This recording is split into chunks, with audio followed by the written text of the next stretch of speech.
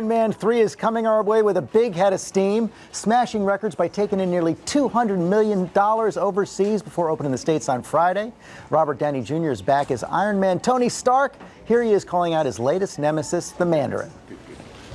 My name is Tony Stark, and I'm not afraid of you. I know you're a coward. So I've decided that you just died, pal. I'm gonna come get the body. There's no politics here, it's just good old-fashioned revenge. There's no Pentagon, it's just you and me. And on the off chance you're a man, here's my home address. 10880 Malibu Point, 90265. I'll leave the door unlocked. And welcome back to Robert Downey Jr. Great to have you here.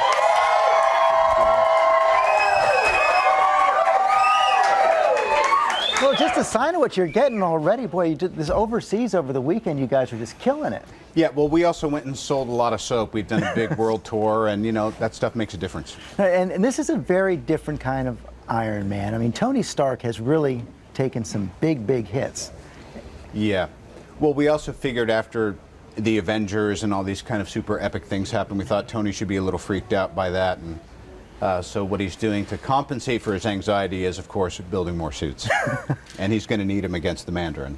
Building a lot more suits, and Don Cheadle and Gwenth Paltrow get to wear them. Yes. This time around. Well, we've been, you know, really wanting to do that. I mean, obviously, in the last Iron Man as War Machine, Don got to, but we thought, you know, so much of what drove the success of the Iron Man franchise was our female audience, and I thought we've got to get Gwenth in the suit.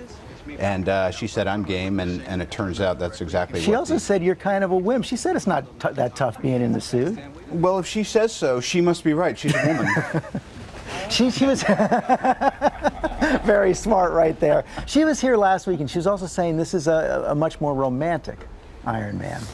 Yeah, well, I think the heart of the Iron Man movies has always been that he's got, you know, a real relationship with someone who's super grounded, and again, I think that our audience relates to that, and it's what helped drove the success, so we're running with it. Yeah, it's fantastic. You got a new director this time. Yes. Around. Tell us about Shane. Shane Black is he's a national treasure. He wrote Lethal Weapon back in the day.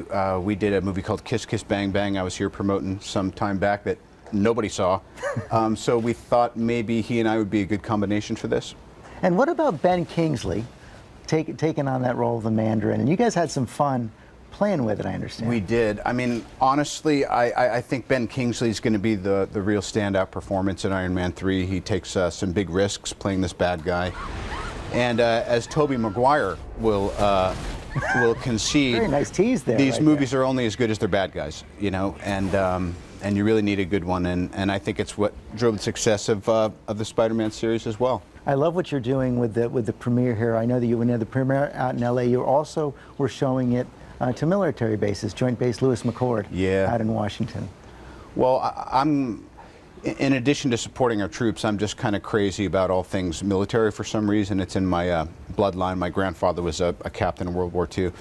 But I also just feel you get great support when you go to military base. They really appreciate that you're bringing entertainment to them, you know, kind of USO style. Mm-hmm. So what's next for you?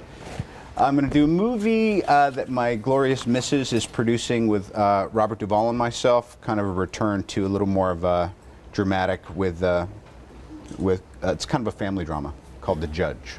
Looking forward to it. Thanks. Looking forward to Iron Man 3. It opens this Friday. Great to see you. Thanks a bunch, man.